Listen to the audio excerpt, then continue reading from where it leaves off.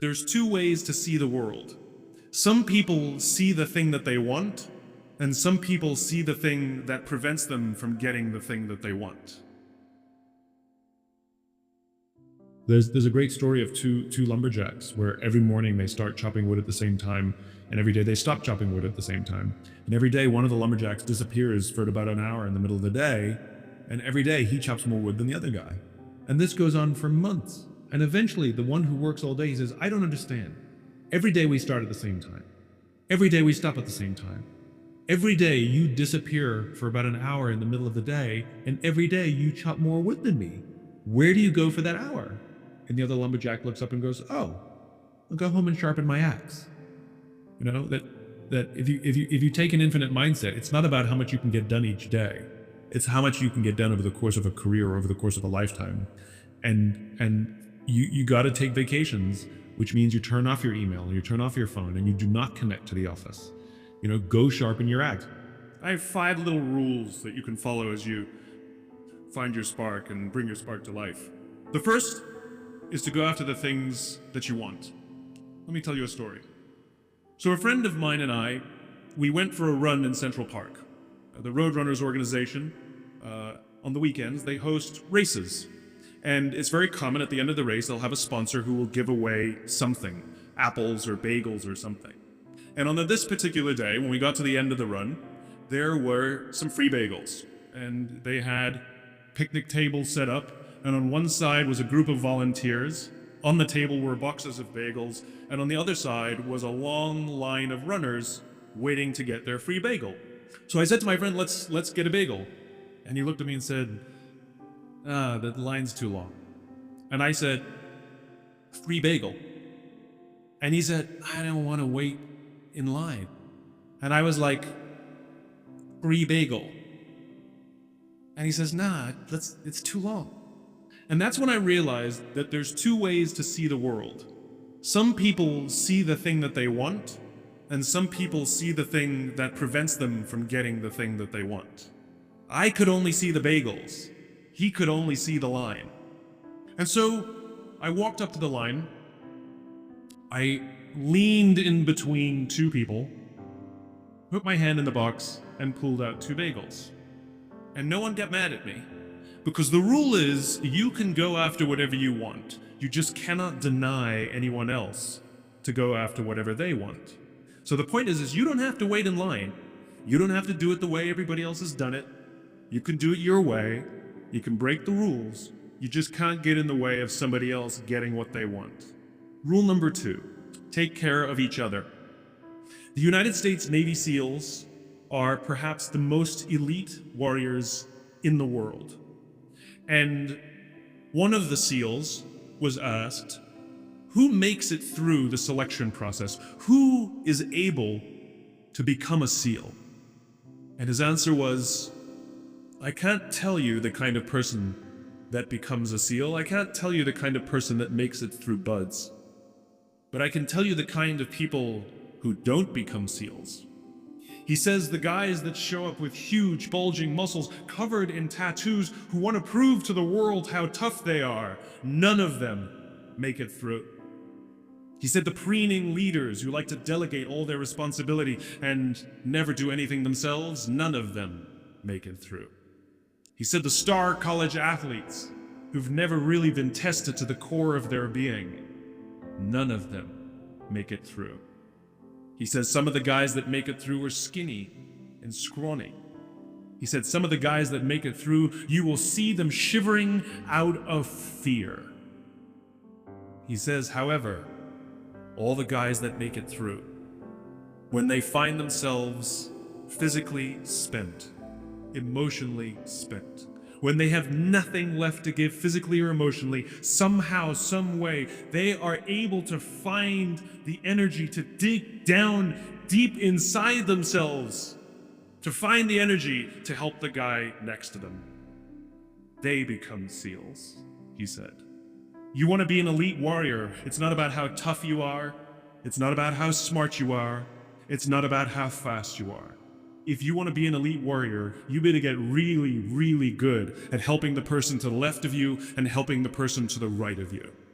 because that's how people advance in the world. The world is too dangerous and the world is too difficult for you to think that you can do these things alone. If you find your spark, I commend you. Now, who are you going to ask for help, and when are you going to accept help when it's offered? Learn that skill. Learn by practicing helping each other. It'll be the single most valuable thing you ever learn in your entire life. To accept help when it's offered and to ask for it when you know that you can't do it. The amazing thing is, when you learn to ask for help, you'll discover that there are people all around you who've always wanted to help you. They just didn't think you needed it because you kept pretending that you had everything under control. And the minute you say, I don't know what I'm doing, I'm stuck, I'm scared, I don't think I can do this, you will find that lots of people who love you will rush in and take care of you. But that'll only happen if you learn to take care of them first. Lesson 3. Nelson Mandela is a particularly special case study in the leadership world because he is universally regarded as a great leader. You can take other personalities, and depending on the nation you go to, we have different opinions about other personalities. But Nelson Mandela across the world is universally regarded as a great leader. He was actually the son of a tribal chief. And he was asked one day, how did you learn to be a great leader? And he responded that he would go with his father to tribal meetings. And he remembers 2 things when his father would meet with other elders. 1, they would always sit in a circle. And 2, his father was always the last to speak. You will be told your whole life that you need to learn to listen. I would say that you need to learn to be the last to speak.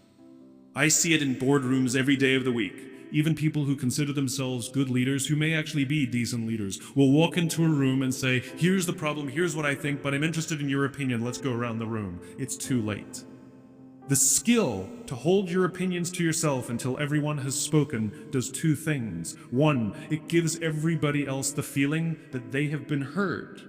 It gives everyone else the ability to feel that they have contributed. And 2, you get the benefit of hearing what everybody else has to think before you render your opinion. The skill is really to keep your opinions to yourself. If you agree with somebody, don't nod yes. If you disagree with somebody, don't nod no.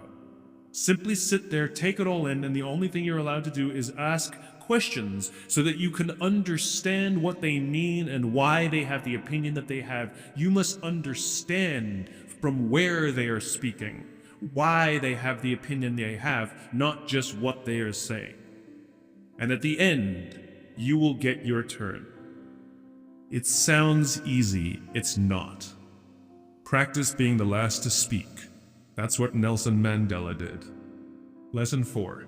In the 18th century, there was something that spread across Europe and eventually made its way to America called puerperal fever, also known as the Black Death of childbed.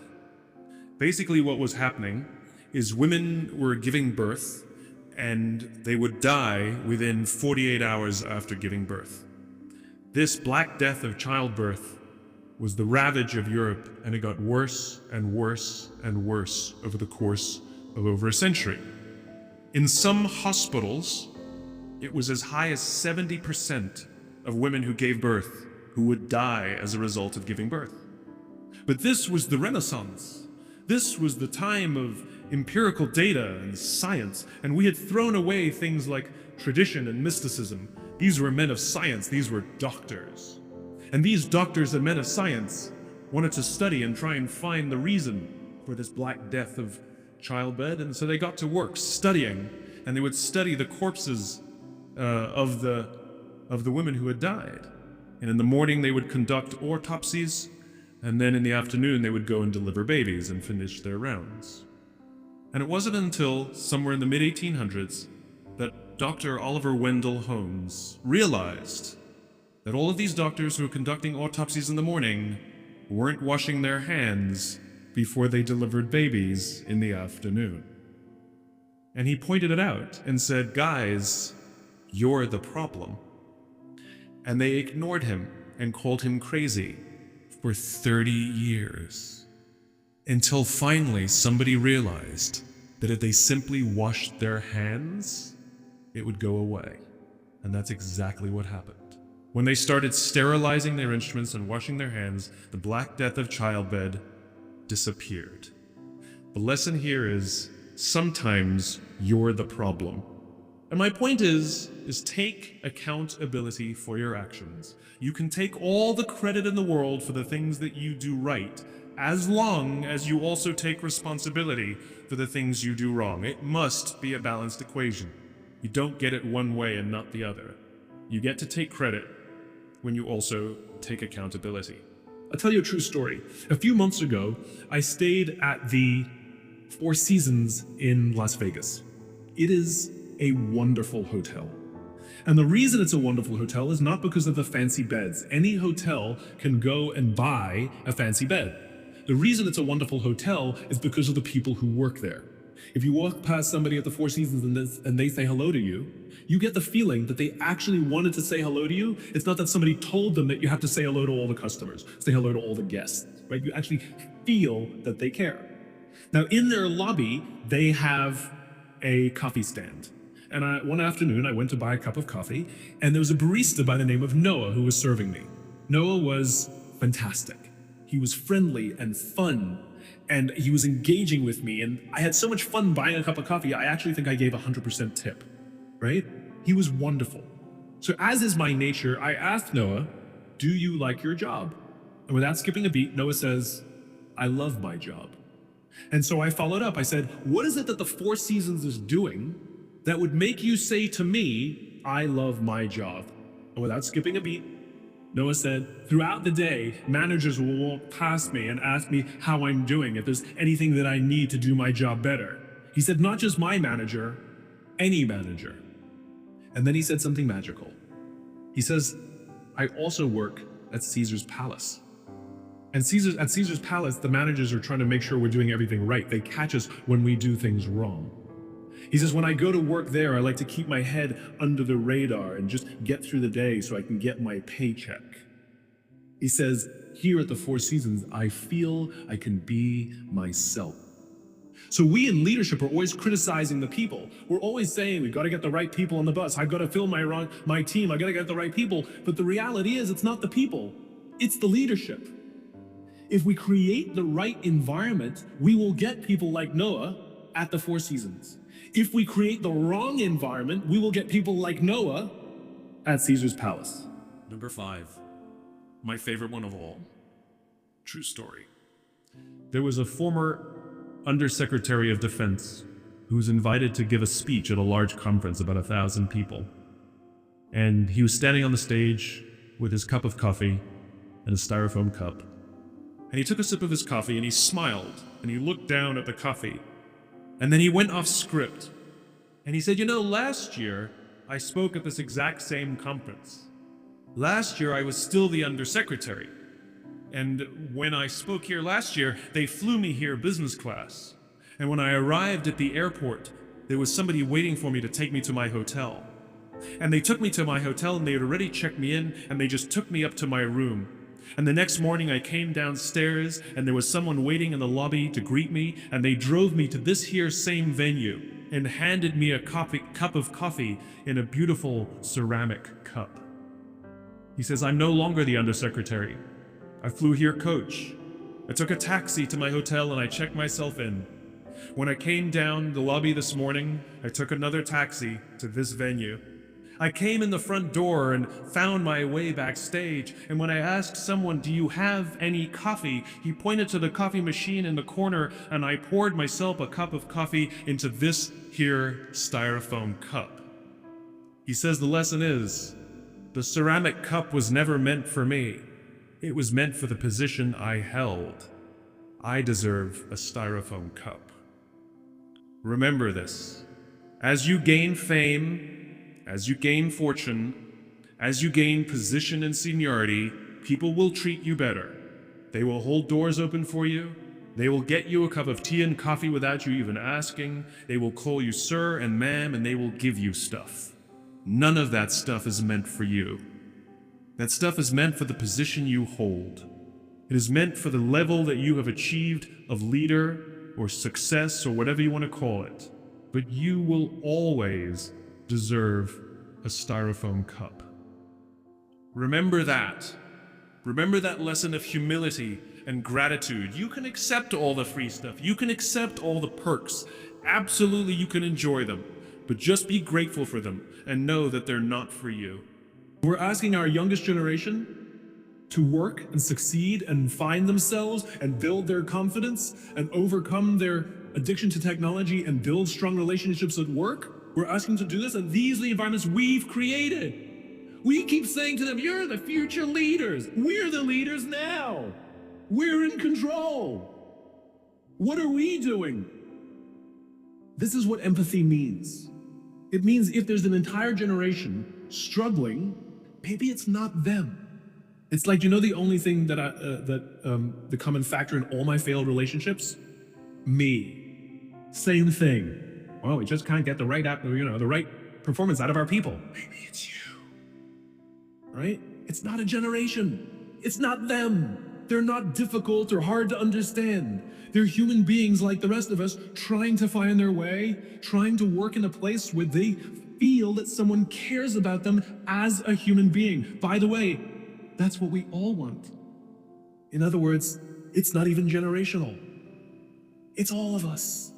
This is the practice of empathy, that if we're struggling to communicate to someone, if we're struggling to help someone be at their natural best, I'm tired of people saying to me, how do I get the best out of my people? Really? That's what you want? They're like a towel, you just wring them. How can I get the most out of them?